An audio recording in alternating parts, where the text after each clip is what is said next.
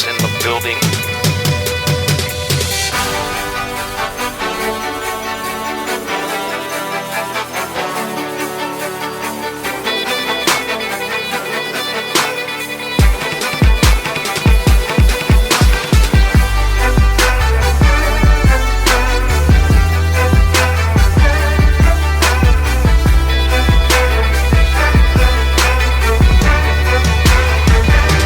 Hey everybody, John here with JJDJ Entertainment. Just wanted to show you guys quickly what we are planning on running for our homecomings this year.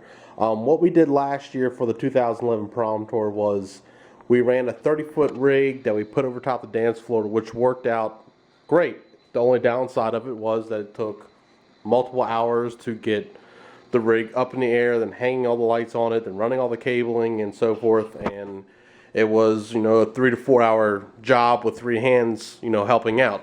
So what I think we're going to do and what we've talked about doing was, we would take a condensed setup for homecoming, still bringing out the same amount of lights, just trying to, give it a different feel and a different look.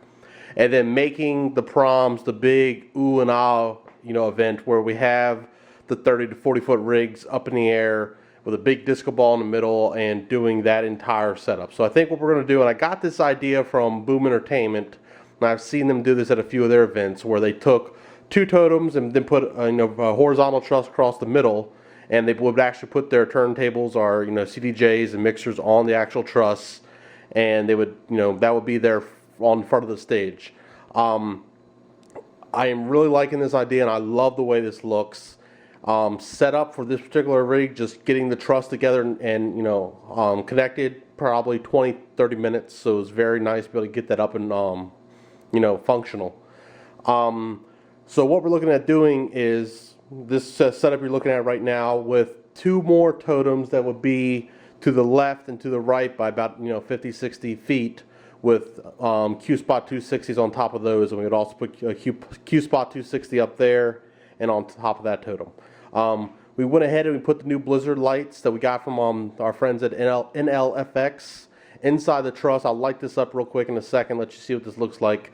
A concern I had with this setup was how exactly the CDJs and turntables would sit on this actual truss.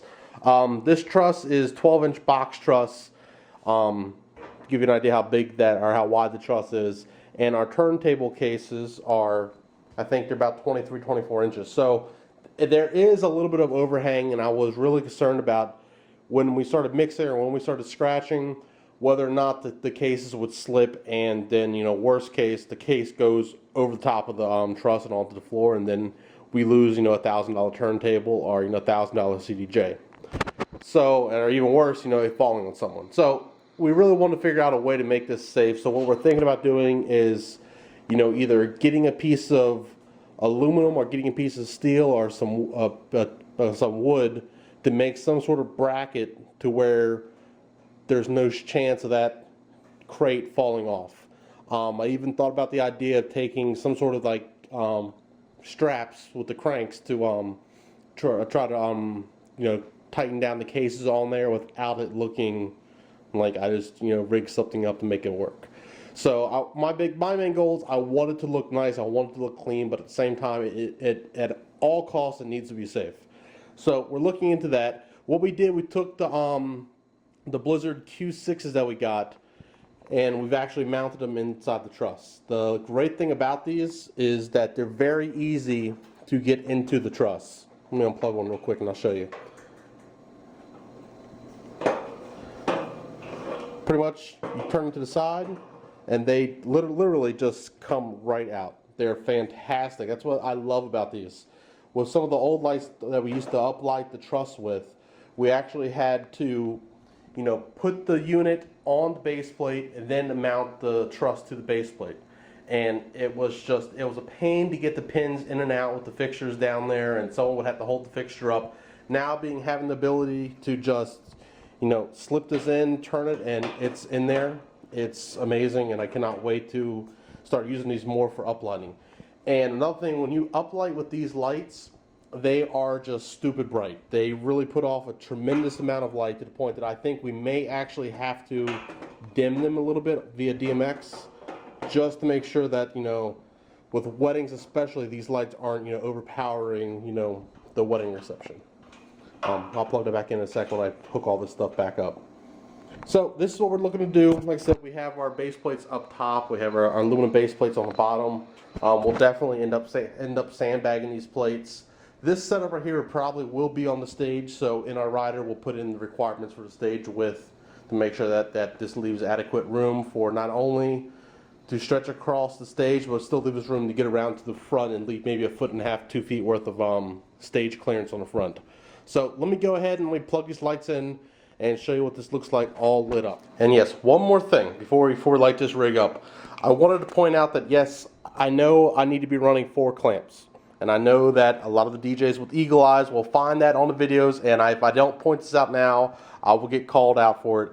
Yes, I am planning on running 4 clamps. I just have to get 2 more clamps to be able to pull this off. Alright, as you can see, we got the rig lit up. We're using 4 of the Blizzard Q6s. We have 1 in each base of the totem setup, and the horizontal truss, we have 1 on each side shooting into the middle. So right here at the middle, there's just an abundance of light that just flies out, and it looks phenomenal. Let me turn the lights off. A lot of the colors get washed out in these lights. You can't really pick it up as strong as you can being here without looking through the camera. So hold on one second. There we go. And that should give you a good idea of how much light this rig and these LED fixtures really do put off. I mean, the video really does no justice. The room is just covered in pink right now. And a lot of the color schemes we use at the proms, we do a lot of the pink and blues. And if you've seen any of our gig logs, you'll see that a lot is backdrops and such. And we did this earlier with a pink on the far left side and the blue on the right side. And it just looks absolutely phenomenal. So I'm going to go program some stuff here maybe the next week and hook this up DMX and maybe try to make the vertical truss all one solid pink, and then make the horizontal bar in the middle pulse between blue and pink. What else we were planning on doing, like I said before, we're also going to put the Q-Spot 260s on top of each of these totems. We're also going to mount these, I don't know if I have any down here with me.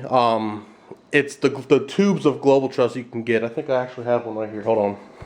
You can buy these individual tubes of Global Truss, and it's pretty much, it's the exact same piece of pipe that they use when they make the actual truss. There's just no bars holding together. It works out great for individual totems if you want to get some of these clamps, which I'm sure I have down here somewhere as well. Here we go. You get these swivel clamps, which bolt to the truss, and you get 2 of these, and you can mount this bar horizontally across the truss, actually across the totems, to kind of give you a T-bar fixture, which turns out to be great to hang effects lighting, to hang more par cans, to get more wash lighting on the dance floor. We may end up hanging a Blizzard flurry wash off one of them, but mainly we're going to run 4 of these tubes, and it's going to be on each totem setup. We're going to really try to get a lot of flood lighting out there and let the moving heads do a lot of the effects lighting. Soon, leave your comments below, and if you have any questions, you can hit us up on our webpage at jjdjentertainment.com.